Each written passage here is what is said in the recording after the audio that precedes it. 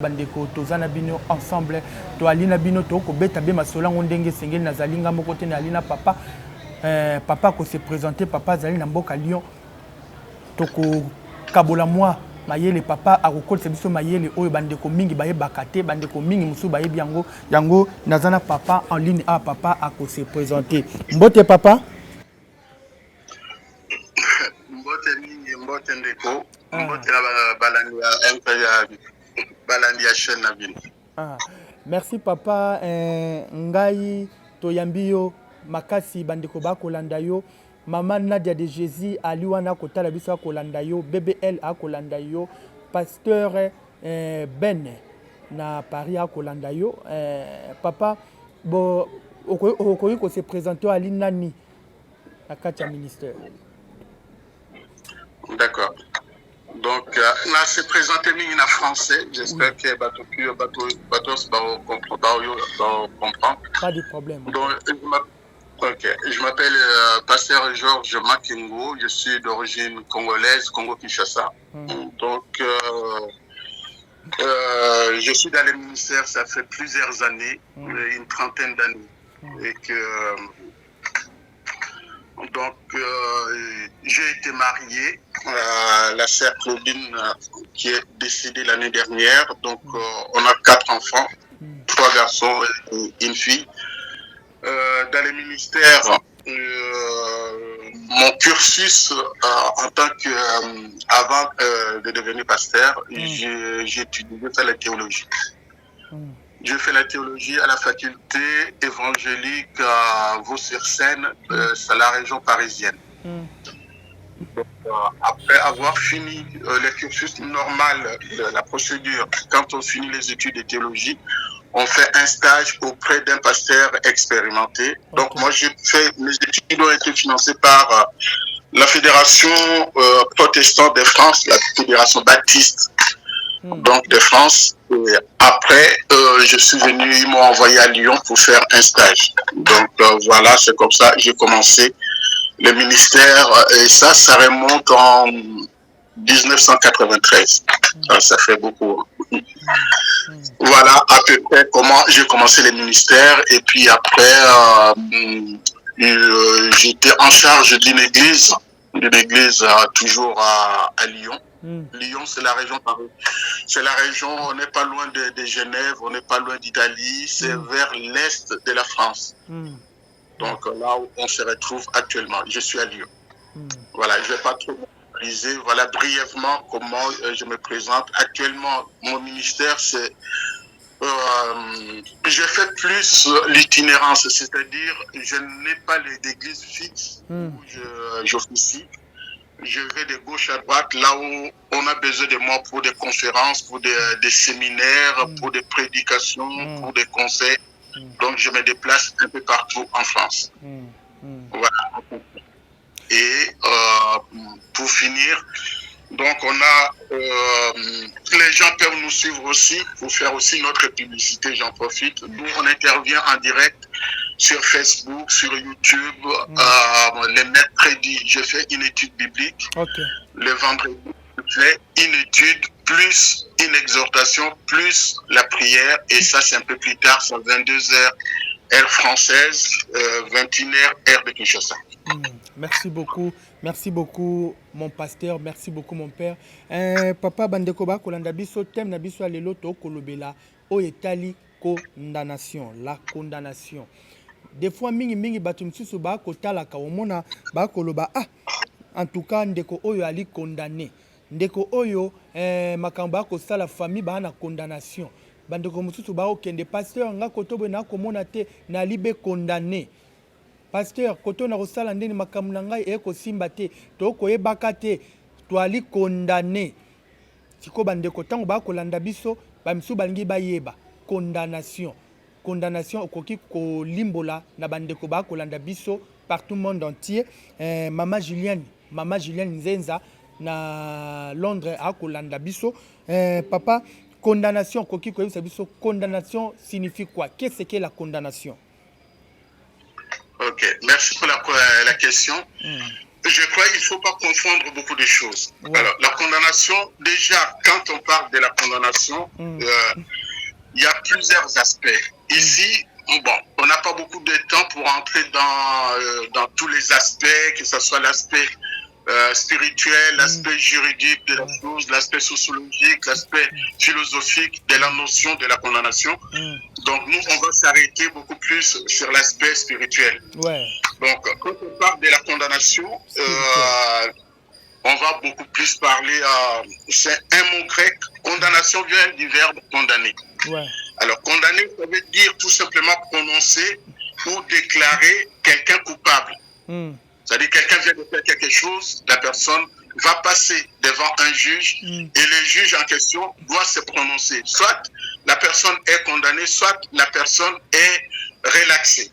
Okay. Alors, la condamnation elle-même, les mots ou le verbe grec qu'on utilise beaucoup par rapport à cette notion de condamnation, ça s'appelle katakrima. Katakrima. Katakrima. C'est ça. Katakrima. Oui, katakrima. Là, c'est en quelle langue ça? C'est en grec. Oui, en grec. Signifie quoi? C'est en grec. C'est le Nouveau Testament est écrit en grec et l'Ancien Testament en hébreu. Voilà. Katakrima veut dire tout simplement condamner. Et la condamnation, le mot qui est utilisé beaucoup plus pour la condamnation, ça s'appelle katakrisis. Katakrisis.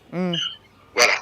Donc, vous savez, quand on parle de la condamnation, il faut prendre deux choses. Il y a d'abord quelqu'un qui vient se plaindre, qui veut qu'on lui rende justice. Et on ne va pas aller se plaindre n'importe qui, on va aller se plaindre devant un juge pour qu'on obtienne gain de cause.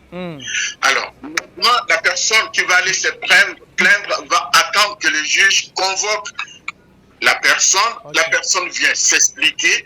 À la suite de tout ça, le juge, lui, ne va pas prononcer le jugement par rapport comme lui, il entend. Non. Il y a des règles, il y a des lois qu'il faut s'y référer. Par partie des lois, la personne, cette fois-ci, va se prononcer. Soit je juge la personne, soit je relaxe la personne. Mais le plaignant, lui, il a envie, puisqu'il vient voir le juge, il a envie qu'on condamne la personne. Mais le juge, il ne peut pas. On n'a pas le droit de prononcer des jugements sans se référer à la loi ou aux règles de la société. Même dans une famille, il y a ce qu'on appelle des règlements intérieurs.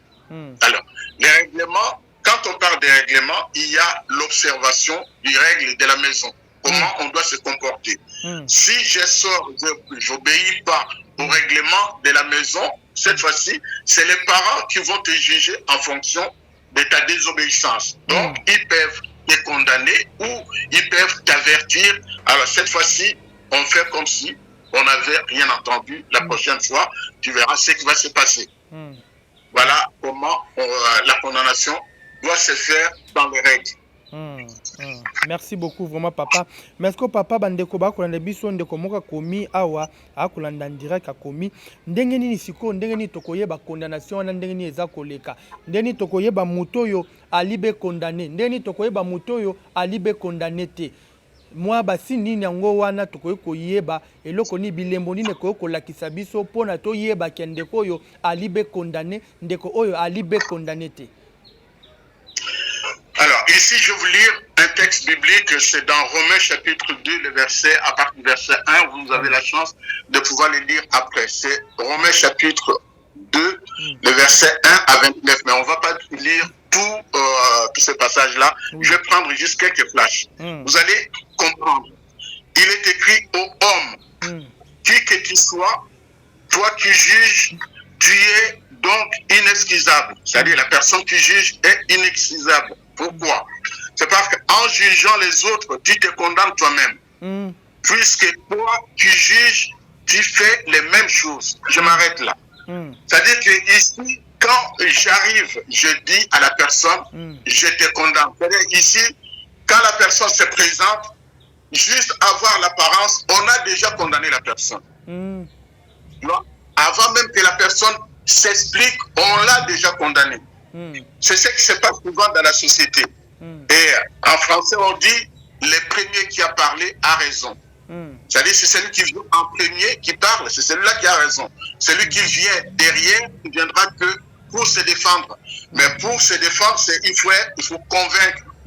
Mais quoi qu'il en soit, l'homme a déjà une image de la personne. Là, comment on juge la personne? Là, on juge la personne, lui, il est mal habillé, donc il est coupable. Lui, sa façon de marcher, il est coupable, il a volé, il a tué. Donc, on condamne déjà à partir de l'apparence de la personne, mais sans avoir écouté. Sans avoir écouté la personne, on la condamne déjà. Alors ici, le texte que je viens de lire ici veut montrer tout simplement que nous tous, nous agissons de la même façon. Donc, la Bible, ici, nous met en garde de ne pas juger, de ne pas juger rapidement la personne sans l'avoir écouté. C'est pour cela on nous dit tout simplement, pour un juge, il ne peut pas prononcer le jugement sans que les deux personnes, il y a le plaignant, il y a aussi la personne qui viendra se défendre. Donc le juge est dans l'obligation d'écouter d'abord le plaignant, après il écoutera la personne qui vient se défendre. Donc il doit écouter les deux avant de prendre une décision. Ça, c'est la règle générale universelle. Et il y en a malheureusement qui n'écoutent que celui qui vient parce qu'il a plein d'argent, donc c'est celui-là qui a raison. Non, dans la loi de l'Église, dans la loi spirituelle, on n'a pas à juger comme ça.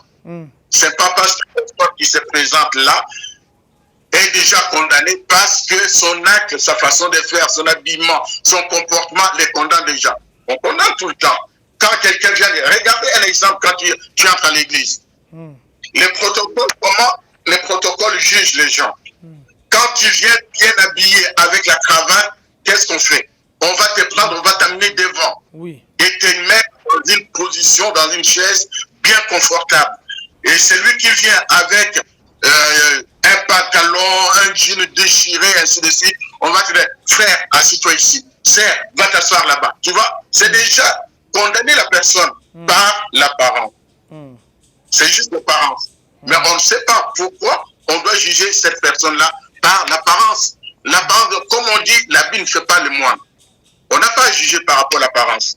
Donc, il faut, tout le monde peut s'acheter une cravate, tout le monde peut s'acheter le costume, tout le monde peut s'acheter un beau pagne, de belles jupes, de belles robes. On se présente, il ne faut pas juger, il faut demander juste à la personne, êtes-vous pasteur, êtes-vous ceci, êtes-vous cela, comme ça, ça vous donnera déjà une idée pour aller positionner la personne. Et comment savoir que telle personne est condamnée, celle-ci n'est pas condamnée. La personne qui est condamnée, c'est pas s'il y a une sentence qui a été prononcée. Les juges prononcent un jugement et disent, voilà, à la suite de ce que je viens d'entendre, ici, toi tu es fautif, donc je te condamne. Ou après, il dit, au vu ou au regard de tout ce que je viens d'entendre, toi qui n'es pas condamné, toi tu es relaxé. Et c'est là où tu es innocent. Relaxé, c'est-à-dire innocent par rapport à la situation. Voilà. On va comprendre que telle personne est condamnée, c'est à partir de la loi qui est établie, c'est la loi d'un pays, c'est les règlements d'une église, c'est les règlements dans une société, ainsi de suite. Quand je détourne l'argent, voilà, on ne va pas me juger directement, on va me présenter devant un juge, et c'est le juge qui va faire des investigations, qui va analyser les choses. C'est à partir de là que le juge saura que cette personne est coupable ou n'est pas coupable. Il y a toujours ce qu'on appelle la présomption d'innocence. C'est-à-dire que la personne, je ne peux pas condamner tout de suite. Je dois écouter la personne. Même si tu es coupable, je dois d'abord t'écouter. Même si tu as détourné des millions et des millions, même si tu as détourné la dîme, l'offrande de l'église, je n'ai pas te juger tout de suite, prononcer des sentences contre toi. Il y a la notion de présomption d'innocence, j'insiste beaucoup plus là-dessus. Il faut écouter d'abord la personne et puis après on se fait une idée. Soit la personne est vraiment coupable et condamnée, soit la personne voilà, n'est pas coupable. En ce moment-là, on va relâcher la personne. Voilà comment on doit faire la distinction entre la personne condamnée et la personne qui n'est pas condamnée. C'est à partir des règles, c'est à partir de la loi, des règlements intérieurs d'une maison, d'une famille, d'une église, d'une société. Voilà, j'en passe. Merci beaucoup. Merci, pasteur Georges Makengo. Merci beaucoup, mon père. Bandeko Boko Landabiso, wana namoni, maman servante dédiée, Julienne Nzenza. Merci beaucoup, maman. Merci na maman pasteur Brigitte na Londres. Merci na maman Julienne Nzenza na Londres. Ndenge Boko Landabiso, la pesibino, merci mingi. Pasteur Georges Bandeko Boko Landabiso, okoki kwebisa biso, lisusu, ba sorte oyeza, ba sorte ya condamnation. Tozana combien de sortes de condamnation? Tozana combien de sortes de condamnation? Alors, ici, ce qu'il faut se mettre en tête rapidement, parce que j'ai dit, on ne va pas sortir, on ne va pas s'éparpiller. Oui. Il faut, on est dans les cadres spirituels, on va parler de tout ce qui est spirituel. Ouais. Alors, sorte de condamnation, si je prends d'une façon générale, il y a la condamnation judiciaire. Judiciaire, c'est-à-dire, je me réfère à la loi d'un pays qui dit que telle personne qui fait cet acte est condamnable par rapport à la loi de notre pays. La loi de la RDC n'est pas la même où, quoi qu'il en soit, on essaie de calquer, de prendre un peu la loi belge, un peu la loi française, on essaie de mixer tout ça pour mettre en place notre loi nationale au niveau de la RDC. Mais il y a aussi la loi sociétale, cette loi sociétale qui va condamner la personne par rapport sociétal, c'est-à-dire à partir de la société dans laquelle nous vivons. Donc, on va juger, on va prononcer des sanctions, on va condamner la personne à partir de notre loi, à partir de nos coutumes, à partir de nos traditions. Voilà comment on doit voir les choses. Donc, il y a d'abord cette condamnation d'une façon universelle, c'est-à-dire tout le monde, la loi universelle dit tout le monde est égaux. C'est-à-dire on est tous pareils. Et dans cette notion d'égaux, d'égal, on est égaux les uns les autres, mais il y a des choses qui nous différencient aussi par rapport à notre rang social. Puisque tout à l'heure, j'ai parlé de la condamnation sociétale par rapport à la société qui va me dire, voilà, toi, quoi qu'il en soit, tu es voleur.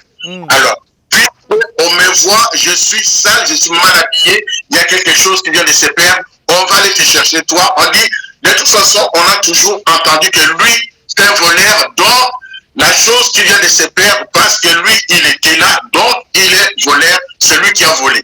Là, on te condamne, c'est la société qui va te condamner directement. Alors, ici, il y a ce qu'on appelle la condamnation spirituelle. Alors, la condamnation spirituelle, c'est là où je vais beaucoup insister. Alors, par un homme, les péchés, avant, il y avait Dieu dit, quand tu prends les livres de Genèse, Dieu dit, créons l'homme à notre image. Donc, dans les livres de Genèse, créons l'homme à notre image. Ici, l'homme étant créé à l'image de Dieu, il n'y a pas de péché. Donc, il n'y a pas de condamnation. Après, cette fois-ci, l'homme, Dieu lui met l'être semblable.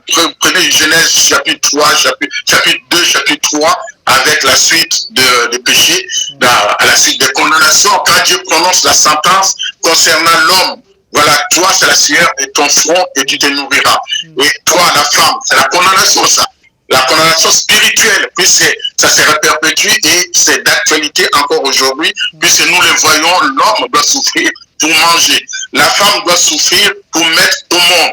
Et les serpents, lui, la sanction, ce n'est pas seulement pour les deux êtres humains. Il y a les serpents aussi qui a sa part. Là, tu vas mordre la poussière et ta tête sera écrasée par l'homme. Et en même temps, toi, les serpents, tu seras le plus rusé. Et ici, entre les trois, en termes de condamnation, entre les trois, celui qui sera plus fort, plus malin que l'autre, tuera l'autre. Donc, quand on voit les serpents, pourquoi tout le monde, même un petit serpent qui passe, dès qu'on voit les serpents, on fuit. On a peur, on court. Mais pourtant, c'est un petit serpent. On a peur parce qu'il a des venins, parce que quand il va me mordre, la sanction, ça serait quoi? Si je ne me fais pas soigner, ça sera la mort.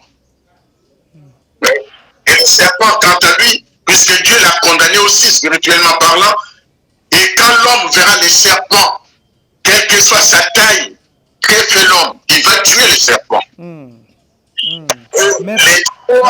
Mais pasteur, ezana batumsu soba kolobaka ke batumsu balobaka condamnation eza balien musu eza balien familial. Donc condamnation donc famille wana ba libe condamné. Famille wana ba komona ka bien te donc eza lokola eloko moko eleka kati wana ou bien ndengeni ou bien moto akenda ko seme mwa babiloko moko wana ko kende ko signer mwa impact moko wana ou bien ndengeni. Ok. À partir de là, ce que tu viens de dire, c'est une bonne chose et c'est vraiment, je suis content que tu aies soulevé cette question-là. Il faut savoir la condamnation au niveau de la famille. On va appeler ça les liens. Les liens. Les quoi? Les liens de famille. Oui, les Tout liens. découle à partir des liens de nos familles. Oui. Alors, les liens, quand tu prends le livre d'Ézéchiel, le chapitre 16, il détaille très bien. Quand on voit, il dit ton père est cananéen, ta maman, voilà, Éphésiens, Éphésiens, quelque chose comme ça, je ne me rappelle plus. Voilà. Et il dit tout ça, c'est à partir de nos origines. Nos origines. Voilà. Les parents, nos aïeux, c'est-à-dire nos ancêtres, les ancêtres des ancêtres, on les appelle les aïeux. Les aïeux ont contracté des pactes. Il y a la notion de pacte, la notion d'alliance. Et ici, quand tu contractes des pactes en disant, moi je serai riche, mais il faut savoir, il y a des contreparties. Cette contrepartie en question, c'est-à-dire que tu veux devenir riche, d'accord, je vais te donner la richesse, mais en contrepartie, toi, tu me donnes quoi? Et c'est là que nos aïeux, nos ancêtres n'ont pas pensé à la succession, à la génération à venir qui venait après. Et ils se sont contentés d'eux du présent. Et les derrière, alors les malédictions, la condamnation, on va dire tout simplement, dans notre famille, quand nous naissons, les femmes qui naissent n'arrivent pas à l'âge de 30 ans. Les femmes ne se marient pas. Les femmes ne mettent jamais au monde. Quand ils se marient, au bout de 2 ans, ils divorcent, ils se séparent. Tu vois, pourtant la femme, elle est belle. Elle est très très belle. Mais pourtant la femme met au monde. Mais malheureusement, la condamnation, parce qu'il y a ces liens-là de famille. C'est ça que j'ai dit en introduction en disant, il y a la condamnation au niveau des familles, c'est-à-dire qu'il y a une personne, par une personne, la malédiction est entrée dans la famille. Et par une personne, Genèse, Adam et Ève, le péché est entré. Et le salaire du péché, c'est quoi? C'est la mort. C'est la mort. Et rassurez-vous, ici, on n'est pas tous condamnés. Jusqu'aujourd'hui, il y a quelqu'un qui est né à la personne de Jésus, qui vient payer à la place toutes sortes de condamnations. Quand il prend les livres de Colossiens, quand il prend les livres de Colossiens, le chapitre 2, à partir des versets 14, verset 15, il est écrit, il a effacé l'acte dont les ordonnances nous condamnaient, donc Jésus, et qui subsistait contre nous. Il a détruit en le clouant à la croix. Il a dépouillé toutes sortes de dominations et les autorités. Il les a livrées publiquement en spectacle en triomphant d'elles par la foi. Tu vois, c'est-à-dire que par une personne, on a été condamné. Par une personne à partir de nos familles. Les grands-pères ne voulaient pas la pauvreté, il fallait contracter des pactes, il fallait signer des alliances. Parce que lui, il pense à lui, là. Il ne pense pas à la succession. Donc il dit, voilà, moi je veux ça, mais pour les générations futures, personne ne pourra m'égaler. Personne ne peut être comme moi. Donc c'est-à-dire ici, il nous a déjà condamnés. C'est-à-dire toutes les personnes qui viendront derrière, par les liens de sang, les liens de noms, les liens de famille, les liens des traditions, de notre coutume, en disant, il y a une personne qui a déjà contracté cette alliance-là, ce pacte-là, il a signé.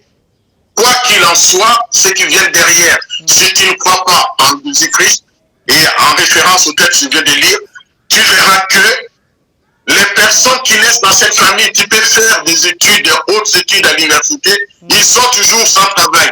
Ils sont toujours pauvres. Tu vois? C'est la condamnation déjà. On a déjà condamné toute une génération qui vient. Merci beaucoup, pasteur. Dans nos familles, ça, Nous les voyons souvent. Beaucoup sont diplômés, ils n'ont rien, mais pas de travail. Oui. En même temps, ce qu'il faut savoir, nous entendons tout le temps les gens dire, moi, quoi qu'il en soit, mon père était maçon, je serai maçon, et les enfants qui viennent derrière, ils seront toujours maçons. Pourquoi? C'est la suite de ce que j'ai dit. Quelles que soient tes études, parce que ton grand-père était maçon, il a signé des pactes pour avoir beaucoup d'argent en tant que maçon. Et si on ne coupe pas les cordons ombilicaux, si on ne coupe pas ce lien-là, c'est-à-dire toutes les personnes qui viendront derrière, quelles que soient tes études, quel que soit, que tu sois ingénieur ou pas, tu finiras par devenir maçon.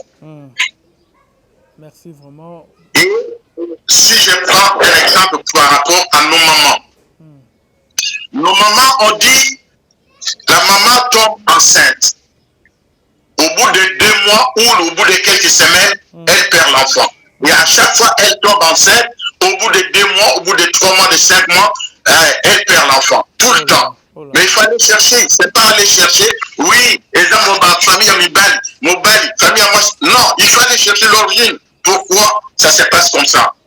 Dans ta famille, à chaque fois que tu tombes enceinte, tu ne vas pas jusqu'au bout, jusqu'au terme. Et tu perds toujours l'enfant. Il y a un problème de lien de famille. Il fallait creuser. Merci vraiment, papa. Merci vraiment, mon pasteur. Bandeko ba kolanda yo lilobano ya suka. Pona toro kima mbangu na ngonga TV za mwa ngonga toro kimi mbangu na ngonga. Bandeko ya régie ba ko sala nga sin lilobano ya suka oyo ko koloba bandeko ba kolanda yo bandeko ba kolanda yo. Ma dernière parole, c'est d'abord de remercier toutes les personnes qui suivent votre chaîne. Amen. De remercier toi pour l'initiative et de m'avoir donné l'occasion de m'exprimer sur votre chaîne. Une bonne occasion de pouvoir partager ces thèmes. C'est vrai que ça demande beaucoup d'heures pour traiter ces thèmes-là. Donc, j'ai essayé de faire court avec donner plus d'exemples pour mieux comprendre les choses.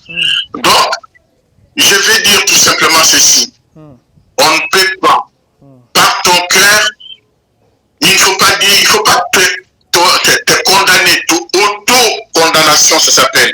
Se condamner soi-même par rapport à mon passé. Non.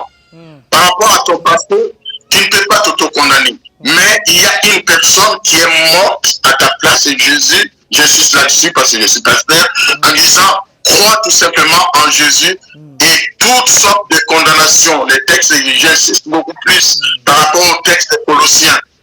Toutes les condamnations, toutes ces ordonnances-là, par Jésus-Christ, voilà, Christ, sur la croix, il a tout payé une fois pour toutes. Crois en lui et tu verras le changement dans ta vie. Donc, quels que soient les gens qui te disent, de toute façon, tu es voleur, tu es sorcier, vous voyez, dans les familles, dans nos familles, on rejette les grands-papas, la grand-mère, ainsi de suite. Dès que la personne a des cheveux blancs, c'est sorcier. Donc, on condamne des personnes. Non, les cheveux blancs ne veut pas dire forcément ni la sagesse, ni la sorcellerie. Les cheveux blancs, c'est pas. Il y a maintenant, quand tu regardes même des jeunes, il y a plein de jeunes qui ont des cheveux blancs. Donc, si celui qui a les cheveux blancs est sorcier, donc même les jeunes sont devenus sorciers. Donc, croyez tout simplement, ne condamnez pas à la hâte. Écoutez des deux côtés les personnes s'exprimer. À partir de là, tu peux te faire une idée de tout ça et que le Seigneur soit élevé au-dessus de toutes choses, puisque c'est lui qui te rendra ou qui va t'innocenter et qui fera en sorte qu'il n'y ait plus de condamnation. Parce que la parole de Dieu dit dans Romains chapitre 8, il n'y a plus de condamnation pour ceux qui sont en Christ. Que Dieu vous bénisse. Amen. Merci beaucoup, mon père. Merci beaucoup, vraiment, papa. Bandekoba, Kolanda Biso. Boki Maloba, oh, papa, Lobi, Malobo, papa, Lendi Sibiso. En tout cas, vraiment, ils ont vraiment qui toko mingi. Pasteur Georges, Azapene Église, Naye Awa. Oh, on est toko mona, Mokolo Mutusu, Mokolo Koya.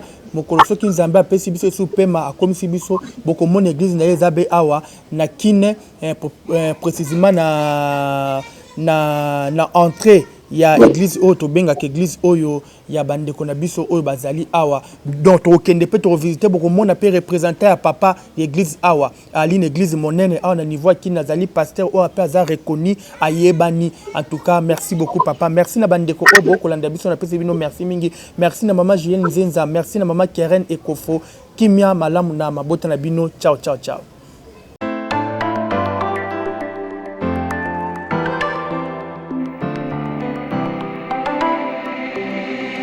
En cherchant dans les cieux, sur la terre, sous la terre, l'homme capable d'ouvrir le livre, de rentrer les 7 sceaux.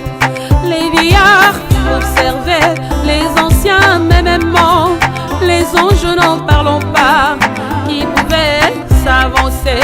Silence dans les cieux, total dans les cieux, absolu dans les cieux, pas un mot dans les cieux.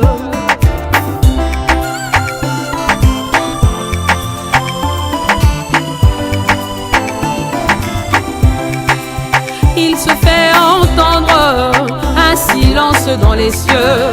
L'homme de Galilée répondu: me voici, envoie-moi. Avança sûrement vers